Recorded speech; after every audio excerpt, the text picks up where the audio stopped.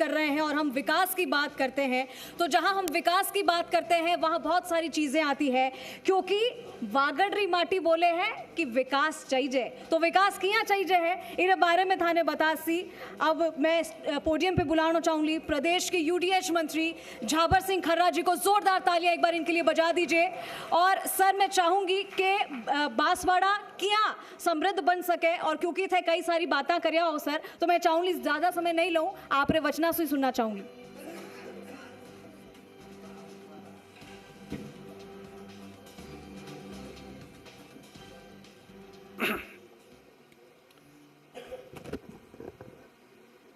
बांसवाड़ा की पावन धरा पर जी राजस्थान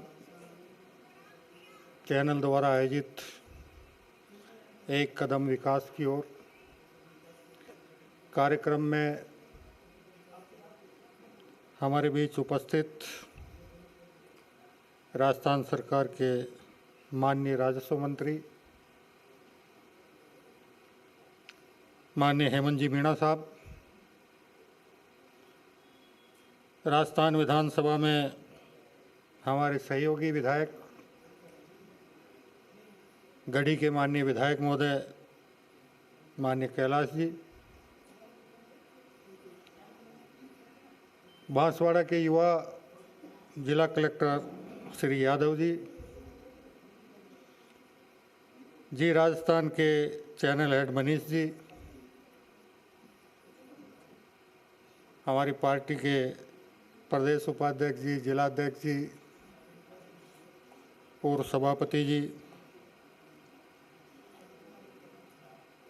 आज के इस समारोह के माध्यम से अपने अपने क्षेत्र में उत्कृष्ट कार्य का प्रदर्शन करने वाले और सम्मानित होने वाले सभी अतिथि सज्जन और देवियों, समाज के प्रबुद्ध वर्ग के रूप में विराजमान सभी वरिष्ठ प्रबुद्धजन, युवा साथीगण, पुलिस और प्रशासन के अधिकारीगण, पत्रकार बंधु। वैसे तो बांसवाड़ा की धरा आज़ादी के पहले से ही स्वतंत्रता आंदोलन में एक महत्वपूर्ण भूमिका निभाने वाले क्षेत्र के रूप में प्रख्यात रहा है। अगर हम उस दौर की बात करें तो चाहे गोविंद गुरु जी को याद करें, चाहे कालीबाई को याद करें, उसके बाद भी राजनीतिक दृष्टि से ये क्षेत्र बहुत सजग रहा है। और आज का दिन मेरे लिए बहुत महत्वपूर्ण रहा है, क्योंकि उदयपुर में मेरे दो कार्यक्रम थे, जिनमें एक कार्यक्रम स्वर्गीय सुंदर सिंह जी भंडारी स्मृति ट्रस्ट द्वारा इस क्षेत्र के सरकारी विद्यालयों में पढ़ने वाले 90% से ज़्यादा माध्यमिक शिक्षा बोर्ड की 10वीं और 12वीं परीक्षा में अंक लाने वाले विद्यार्थी बालक बालिकाओं को सम्मानित करने का कार्यक्रम में शामिल होने का भी मुझे सौभाग्य मिला। 1000 से ऊपर विद्यार्थी बालक बालिकाएं जिन्होंने 90% से ज़्यादा अंक प्राप्त किए थे, और सबसे हर्ष का विषय ये था कि उन 1000 बालक बालिकाओं में से 700 से ज़्यादा बालिकाएं थी। तो निश्चित रूप से ये क्षेत्र शिक्षा के क्षेत्र में जिस तेजी के साथ आगे बढ़ रहा है, प्राकृतिक संसाधन यहाँ बहुत अधिक मात्रा में शुरू से उपलब्ध थे। इस क्षेत्र को सरशब्द करने के लिए माही बांध वर्षों पहले बन चुका था। मिलें भी यहाँ स्थापित हुई थी। अभी ताप बिजली घर का भी शिलान्यास हुआ है, और दुनिया के सबसे बहुमूल्य खनिज सोने की खदानें भी इस परिक्षेत्र में चिन्हित हुई हैं। तो निश्चित रूप से बांसवाड़ा सहित ये पूरा उदयपुर संभाग, क्योंकि आज जो उदयपुर में कार्यक्रम था वो उदयपुर सलूम्बर के 8-9 विधानसभा क्षेत्रों के बालक बालिकाओं का था, तेजी से विकास के पथ पर अग्रसर होगा, इसमें कहीं किसी प्रकार के शक शुबे की गुंजाइश मुझे नहीं लगती है। और आदरणीय प्रधानमंत्री जी का जो सौपन है कि आज़ादी के 100 साल जब 2047 में पूर्ण हो, उससे पहले पहले हमारा ये राष्ट्र दुनिया का सबसे विकसित, सबसे आत्मनिर्भर, सबसे सशक्त, सबसे समृद्ध और दुनिया में सबसे ज़्यादा सामाजिक समरसता वाले राष्ट्र के रूप में पूरे विश्व में अपनी ख्याति बनाने में सफलता प्राप्त करे, वैसे ही माननीय मुख्यमंत्री भजनलाल शर्मा जी भी इसी सोच के साथ आदरणीय प्रधानमंत्री नरेंद्र मोदी जी के मार्गदर्शन में राजस्थान को विकासशील प्रदेश से विकसित प्रदेश बनाने की दिशा में जिस मेहनत के साथ काम कर रहे हैं, और प्रदेश की जितनी मूलभूत समस्याएं थी, चाहे वो जल से संबंधित हो, चाहे वो विद्युत से संबंधित हो, चाहे वो कानून व्यवस्था से संबंधित हो, चाहे हमारे होनहार युवा बालक बालिकाओं के भविष्य के साथ खिलवाड़ करने वाले पेपर चोरी और सामूहिक नकल के मामले हों, कोई क्षेत्र ऐसा नहीं है जिसमें राजस्थान सरकार ने उल्लेखनीय काम नहीं किया। वर्षों से प्रतीक्षित ERCP, जिसे गत साल दिसंबर में जब राज्य सरकार का 1 साल का कार्यकाल पूर्ण हुआ, आदरणीय प्रधानमंत्री नरेंद्र मोदी जी के हाथों से राम जल सेतु के नाम से उस परियोजना का शिलान्यास हुआ और तेजी से शिलान्यास के साथ ही परियोजना के कार्यों की निविदाएं जारी करके कार्य आदेश जारी कर तेजी से काम शुरू करवाया गया। हमारे कुछ नदियों का पानी जो अतिरिक्त रूप से बहकर समुद्र में जाता था, उसको भी सुरंग के माध्यम से हमारे जालोर, पाली जैसे जिलों से होते हुए नागौर तक लाने की परियोजना पर काम चल रहा है। हमारा कई वर्षों से प्रतीक्षारत यमुना जल, जो हमारे शेखावाटी के 3 जिलों में आना था, उसके लिए भी दोबारा आदरणीय प्रधानमंत्री जी ने केंद्रीय जल संसाधन मंत्री जी को निर्देशित कर दोनों राज्यों के मुख्यमंत्रियों को एक जगह बिठाया। नए सिरे से समझौता पत्र पर हस्ताक्षर हुए। दोनों राज्यों ने अपने अपने हिस्से की DPR तैयार कर ली और अब दोनों राज्यों की संयुक्त टास्क फोर्स उस परियोजना की समीक्षा कर उसको अंतिम रूप देगी और आने वाले समय में उसका काम भी शुरू होगा। सौर ऊर्जा के क्षेत्र में तेजी से काम हुआ है और हमारे जितने भी ताप बिजलीघर थे उनके पास भी 25 दिन से अधिक काम आने लायक कोयला हर समय उपलब्ध रहता है। अब वो समय गया जब हमें रोज़ अखबारों के माध्यम से,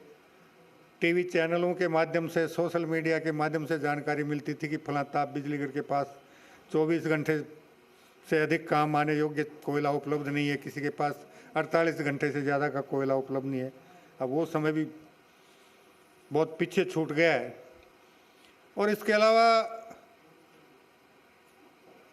राजस्थान सरकार ने, भारत सरकार ने राजस्थान सरकार को जहाँ जहाँ कोयले की खदान आवंटित कर रखी है, उन राज्यों से बातचीत करके और कोयले की खदान के पास ही ताप बिजली घर लगाने के मामले में भी काम बातचीत तेजी से चल रही है और भारत सरकार के एनटीपीसी के माध्यम से वहाँ ताप बिजली घर स्थापित करने की परियोजना पर भी बातचीत अंतिम चरण में है। अभी पिछले दिनों पाकिस्तान ने जम्मू कश्मीर में जो कायराना हरकत की थी, उसके बाद आदरणीय प्रधानमंत्री जी ने जिस सिंधु जल संधि को स्थगित किया है, उस सिंधु जल संधि को स्थगित करने के बाद जो जल उन नदियों का अतिरिक्त रूप से बहकर पाकिस्तान जाता था, उसको रोका और उसको भी राजस्थान तक कैसे लाया जाए, इस परियोजना पर तेजी से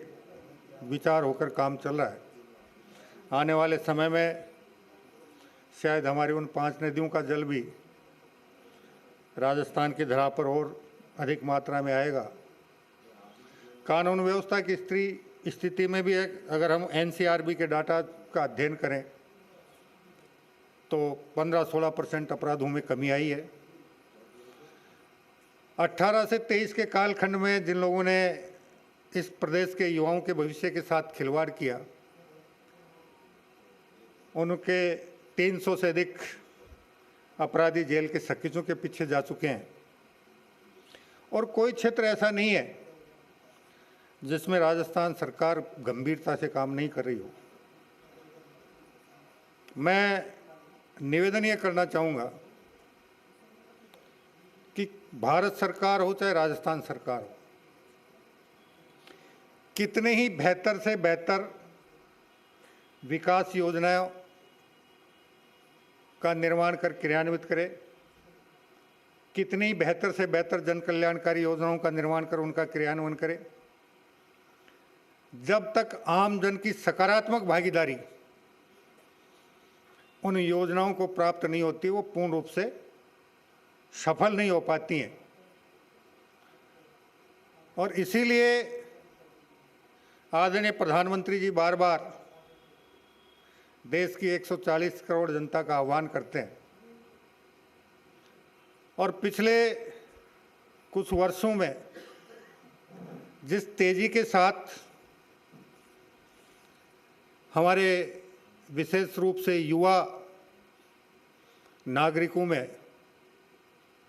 राष्ट्र निर्माण के प्रति सकारात्मक भाव उत्पन्न हुआ है, उसके आने वाले समय में बहुत ही सकारात्मक और शानदार परिणाम देखने को मिलेंगे। और चूंकि अभी पिछले वर्ष भारत सरकार ने नई शिक्षा नीति की घोषणा की है, नई शिक्षा नीति में इस राष्ट्र की भावी पीढ़ी को, भावी कर्णधारों को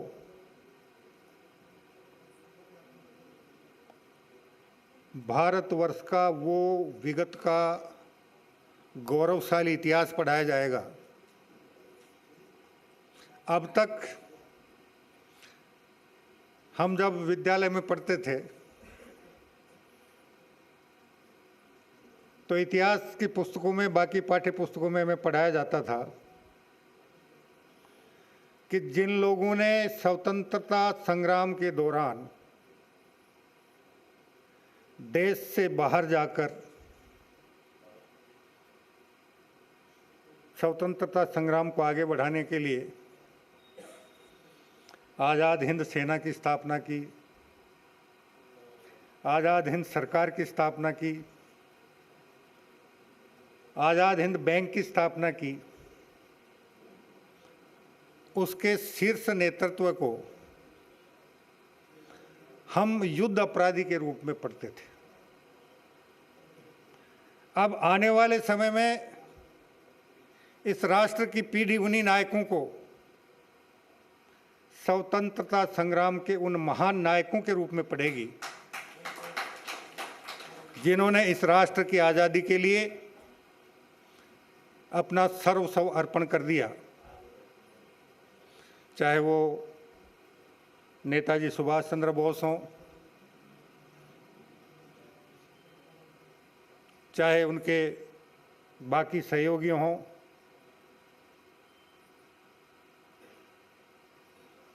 जिस व्यक्ति का उस जमाने की दुनिया की सबसे श्रेष्ठ सेवा आईसीएस में पहला स्थान प्राप्त करके चयन हुआ हो और उसको ठोकर मारकर जिस शख्सियत ने अंग्रेजों की सेवा करने के बजाय उनके खिलाफ संघर्ष करने का संकल्प लिया,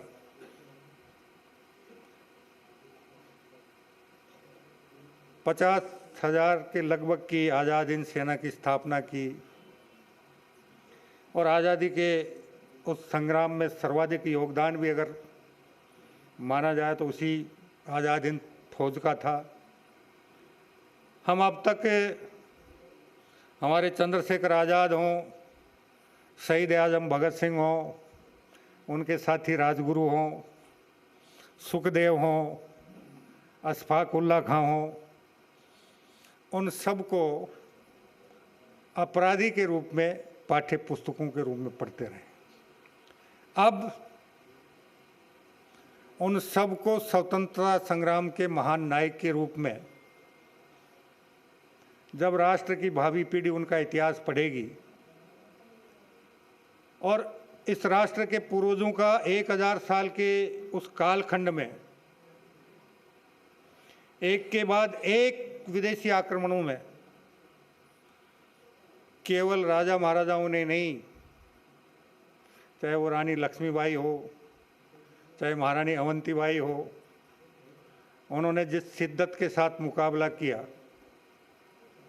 जब उनका सही से इतिहास हमारी आने वाली पीढ़ी पढ़ेगी पाठ्य पुस्तकों के माध्यम से, तो निश्चित रूप से पुरातन इतिहास पर उनको गौरव करने का अवसर प्राप्त होगा कि वो किन पूर्वजों की संतान है, जिन्होंने कैसे कैसे कष्ट सहे, कैसे कैसे उनका मुकाबला किया, कैसे कैसे अपने आप को अपनी मातृभूमि की एकता, अखंडता और गुलामी की बेड़ियां काटने के लिए समर्पित किया। तो निश्चित रूप से उनको आज़ादी की कीमत पता चलेगी और जब उनके मन मस्तिष्क में आज़ादी की कीमत पता चलेगी तो फिर वो राष्ट्र निर्माण में सकारात्मक सहयोग करने से किसी प्रकार की कोताही नहीं बरतेंगे। और जब कोताही नहीं बरतेंगे तो दुनिया की कोई ताकत नहीं है जो इस राष्ट्र को दुनिया का सबसे विकसित, सबसे सशक्त, सबसे सबल, सबसे आत्मनिर्भर और सर्वाधिक सामाजिक समरसता वाला राष्ट्र बनने से रोक सके। इसलिए मैं उपस्थित सभी सज्जनों और देवियों से एक ही अनुरोध, एक ही निवेदन करना चाहूँगा कि अपने अपने परिवार की भावी पीढ़ी को सुशिक्षित और सुसंस्कारित बनाने में किसी प्रकार की कोर कसर नहीं छोड़ें, ताकि आपके जीवन का संध्या काल भी सुखद, सुखमय और बेहतर बने और आपके परिवार की आने वाली पीढ़ियों का भविष्य भी सुखद और सुंदर बने। इन्हीं शुभकामनाओं के साथ मैं जी राजस्थान के इस एक कदम विकास की ओर कार्यक्रम को अपनी शुभकामनाएं प्रेषित करता हूं और जिन जिन सज्जनों और देवियों ने अपनी उत्कृष्ट सेवाओं के माध्यम से आज यहाँ पुरस्कृत होने का सौभाग्य प्राप्त किया है, उनके उज्जवल भविष्य की कामना करता हूं और उनसे ये उम्मीद करता हूं कि वो और चौगुने उत्साह के साथ अपने कर्म क्षेत्र में आगे बढ़ें। और बाकी उपस्थित सज्जनों और देवियों से भी ये अनुरोध करूंगा कि वो इनसे प्रेरणा लेकर अपने जीवन को किसी न किसी उत्कृष्ट कार्य में समर्पित करें और इस राष्ट्र निर्माण में अपना योगदान दें। इन शुभकामनाओं के साथ आप सभी का पुनः अभिनंदन। जय हिंद, जय भारत, वंदे मातरम, जय जय राजस्थान।